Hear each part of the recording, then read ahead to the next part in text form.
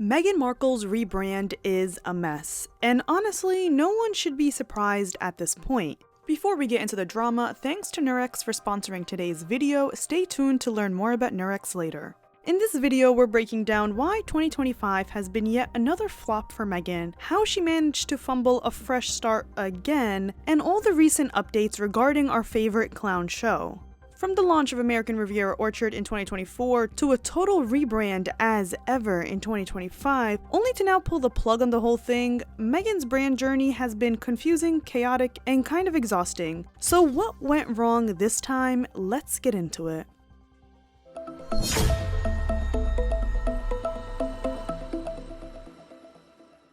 As of June 2025, Meghan Markle has announced that there will be no new as-ever products until the first quarter of 2026, and yes, she goes back on those words, so stay tuned. The first 6 months of this year has already been oversaturated for her with her return to Instagram, debut of her Netflix show With Love Meghan, debut of her new podcast Confessions of a Female Founder, several guest appearances, the release of the first ever batch of as-ever products, and so much more. I've covered it all from bizarre moments to red flags in interviews, and the one thing that's consistent is this. Every time Meghan is given a golden opportunity to do something right, she somehow manages to fumble it. And the irony? Her entire brand right now is built on teaching us how to get it right and elevate our lives, but she can't even stick the landing herself. So why would anyone buy into a lifestyle brand from someone who clearly can't live up to the lifestyle she's selling? Honestly, Confessions of a Delusional Duchess might have been the more fitting title, because at this point, who's still listening? After watching Meghan try to teach us how to elevate our lives while her brand crumbles beneath her, I needed a breather and a little mental clarity. Thankfully, I've got Nurex. Nurex makes it easier for women to stay on top of their health with affordable specialty level care that's available right from home. With Nurex, you can connect with a healthcare provider online and get medication sent straight to your doorstep. If you've ever felt stuck waiting weeks just to see someone about your anxiety, depression, or other mental health concerns, Nurex is a total game changer. You can complete your consultation 100% online from home on your own schedule and get personalized care tailored to your needs. Licensed medical providers review your information and create treatment plans that fit your lifestyle. And the best part, you don't have to wait in any waiting rooms or make awkward phone calls. Just message your provider anytime through the Nurex app. They'll check in regularly to see how you're feeling and help you adjust your plan if needed. They even offer personalized treatment for things like seasonal depression, OCD, insomnia, and postpartum issues. Your medication ships right to your door in discreet packaging, so it's private and hassle-free. And with insurance, you could pay as little as $0, but even without it, Nurex keeps treatment affordable and accessible. It's all about making mental health care easier, faster, and less stressful. So if you're ready to take control and find relief like 62,000 other people, Nurex has got your back. Thanks to Nurex for sponsoring this video. To get started, go to nurex.com/scandalousmedia or click the link in the description box. That's nurx.com/scandalousmedia. And now, let's get back to something else that needs a little help, and that is Meghan Markle's ever-changing brand. The Disastrous 2025 rebrand. In this video, I'm only focusing on the 2025 rebrand because, let's be real, I don't have 6 hours to unpack every single brand reinvention Meghan and Harry have attempted over the past 5 years. Luckily for you, I've got an entire Meghan and Harry playlist where I cover every misstep, meltdown, and media move they've made. It's all there if you want the full picture of why the public doesn't take them seriously and why you, as a consumer, should think twice before buying into someone like Meghan. Someone who, frankly, doesn't follow through on her word, skips the work, and always seems to take the shortcut for money and media buzz without putting in the substance to back it up. When Harry and Meghan first left the royal family, they snagged a multi-million-dollar deal with both Spotify and Netflix, and we all know how Spotify went down. I wish I had been involved in the Meghan and Harry leave Spotify negotiation. The fucking grifters. That's the podcast we should have launched with them. Not only was Archetypes a major flop, but Meghan somehow managed to kick Harry out of the picture, who also didn't have a role and had Spotify execs trying to brainstorm ideas for him. To give you an idea of how disastrous it was, one pitch was having him review different hot chocolate. Netflix was another mess because after signing on to produce content that is allegedly inspiring and somehow supposed to help the greater good, we only got 2 memorable projects and 2 major flops. Harry and Meghan, the Kardashian-esque reality TV show where our favorite clowns banked on gossiping about the royal family and calling them racist to build an empire, And of course, Meghan's lifestyle show to elevate our mere mortal lives that really turned out to be a wannabe Martha Stewart who ripped off Pamela Anderson's entire concept. And of course, there was Heart of Invictus and that Polo documentary, but not even 12 people tuned in to watch that one. And this isn't even half of it, with the Gimlet Studios drama, Archwell the production company not following through on anything, Archetypes heavily relying on the producers, the disaster of Pearl, and so on.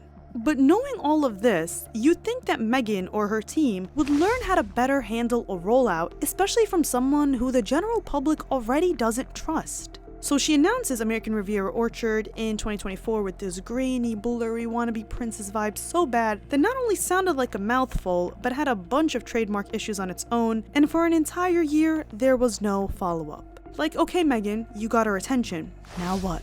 Now nothing.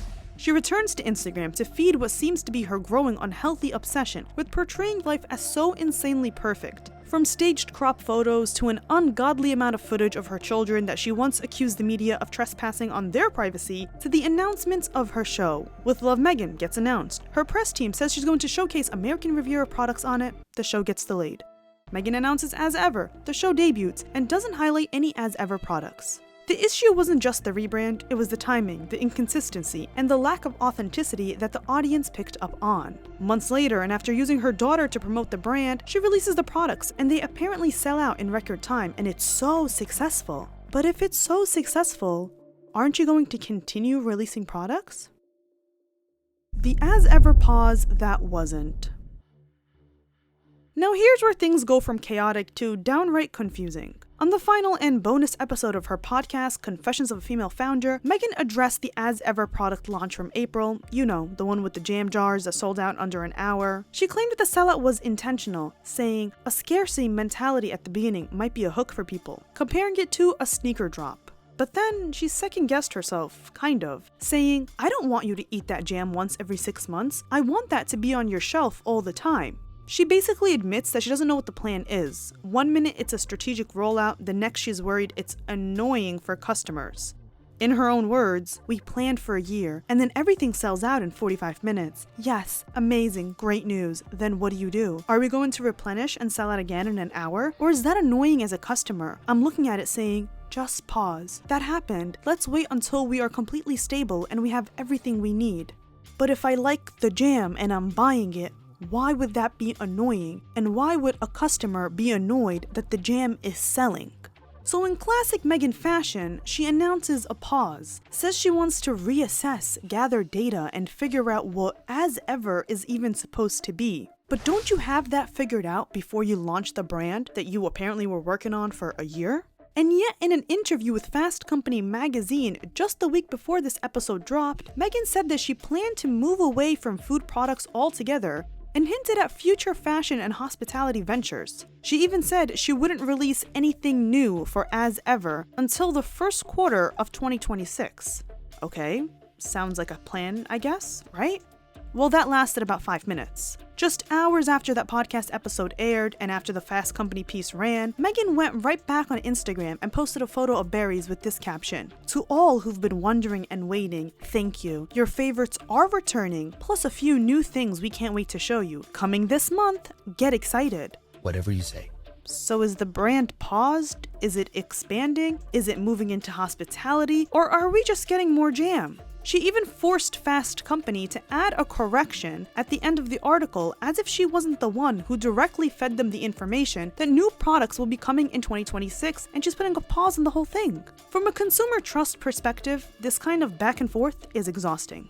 And more than anything, it feels like she's making it up as she goes, reacting to backlash, press coverage, and Instagram engagement rather than leading with an actual plan. For someone who claims to be building a thoughtful, elevated lifestyle brand, the rollout so far has felt anything but intentional. Why it didn't work.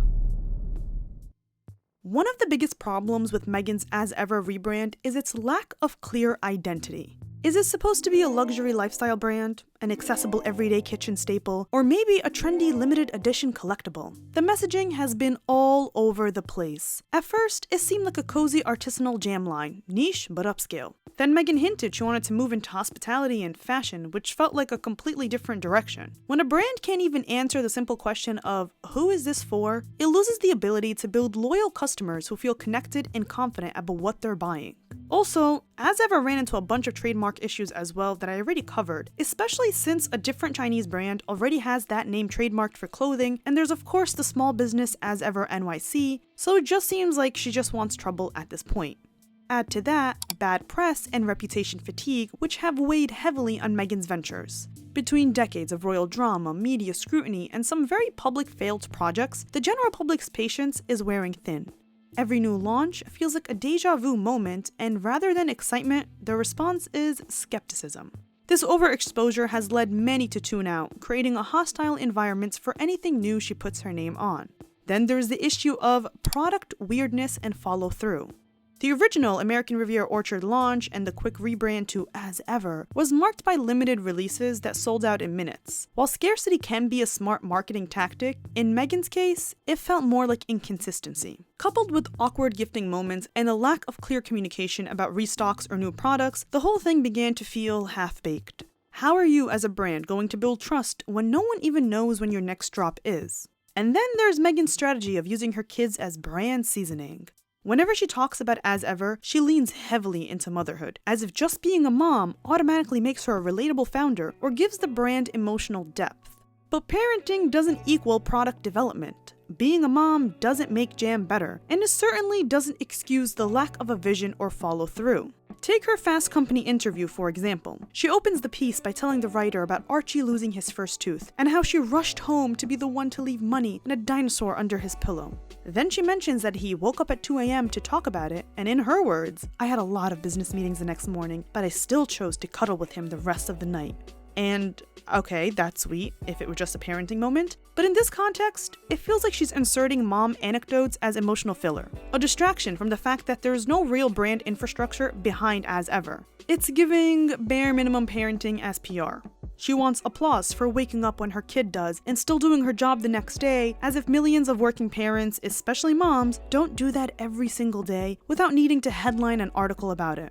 And this is the pattern with Meghan. Surface-level feminism and curated vulnerability that's designed to look empowering, but never actually says or does anything substantial. Everything is vibes and optics. It's all female founder, empowerment, mom juggling it all, but without any real insight, transparency, or leadership. You can't keep slapping the word authentic on press releases while giving the public a brand that feels like a Pinterest board with no business plan behind it. The messaging is hollow, and eventually, people catch on. And just when you think Meghan might finally own one version of herself, she drops a quote like this. If I had to write a resume, I don't know what I would call myself. I think it speaks to this chapter many of us find ourselves in, where none of us are one note, but I believe all the notes I am playing are part of the same song.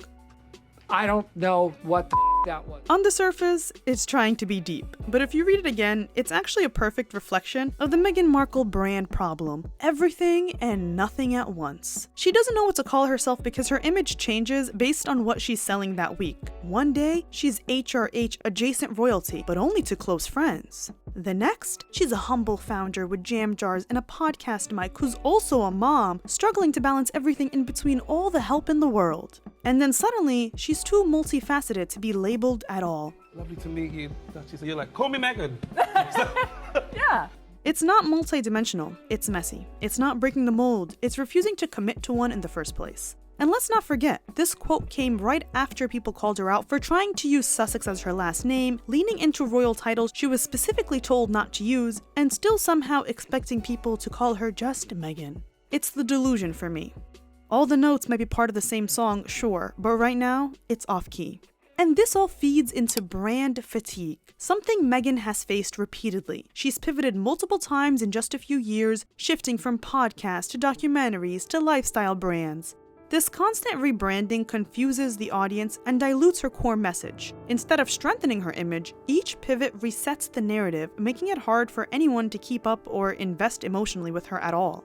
Underlying all this is a serious issue with public trust and perceived authenticity. Many critics and consumers feel that Meghan's branding comes off as performative, more about media attention and buzz than genuine connection or substance. When your brand's foundation is perceived as shaky, audiences aren't just cautious, they actively disengage. People want to support authenticity, and when it feels like that's missing, they walk away. A lifestyle brand thrives on community and an ongoing conversation, something As Ever has struggled to build. Without that, the momentum quickly fizzled.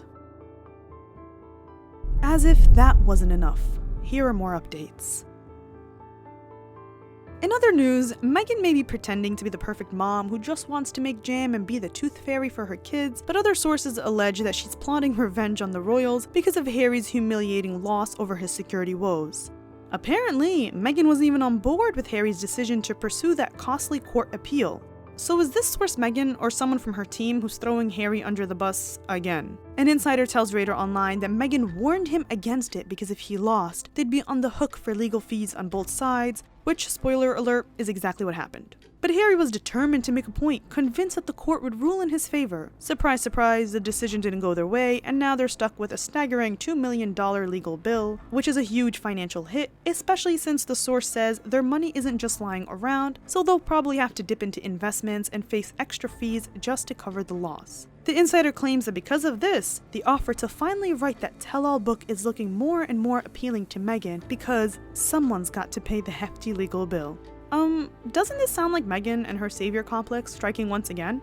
It reminds me of when her rep told the press that she supports Harry after the train wreck that was Spare, even though that's not exactly how she would have gone about things. I don't doubt that both Harry and Meghan are still trying to one-up the royal family, and their latest trick is their newfound friendship with Brooklyn, Beckham, and Nicola Peltz. Considering the huge reported fallout between the Beckhams and the Sussexes, it seems like they're trying to crawl around it and go through Nicola, who has already had her fair share of issues with her in-laws, something Meghan can definitely relate to. Someone, I wonder who, exclusively told People magazine that Meghan and Harry were both at a dinner hosted by Paramount Pictures CEO Brian Robbins and his wife, Tracy Robbins. The source made sure to mention that it's just a coincidence that both couples were present at this intimate gathering, but that Brooklyn and Nicola had a wonderful time and found Harry and Meghan to be particularly kind, caring, and generous. In that same article, it's reiterated that there are issues between the Beckham family and Brooklyn and Nicola, who have been noticeably absent from the Beckham family's recent functions, including David Beckham's 50th birthday celebration. A few weeks later, it was announced that Brooklyn and Nicola hired Meghan and Harry's lawyer, Jenny Afia, who appeared on their Netflix soap opera. A source said that they have retained Jenny to help them with their reputation management and that they are fed up with so much ish being written about them. As someone who has blogged about Nicola years ago, all I've ever heard from sources was that she was quite literally the meanest girl ever. So I guess that's fitting that she found comfort in Meghan. And Brooklyn? You can't help but wonder if he sees a glimpse of his future every time he looks at Harry, a man who gave up everything he knew and ended up a pawn in someone else's PR campaign. But hey, to each their own. Do you guys want a video on the Beckhams and their feud with Harry and Meghan, as well as another updated video on the Beckhams' feud with their son and Nicola, or should I say the Peltz? Let me know. Well, that's all for this video. Let me know what you think in the comments down below. I'm always reading and I love seeing your insight. Don't forget to like and subscribe for new videos every week, and follow us on social media for more. Put those post notifications on so you don't miss the scandalous live chat premiere we do for every single video. And as ever, I'll see you next time.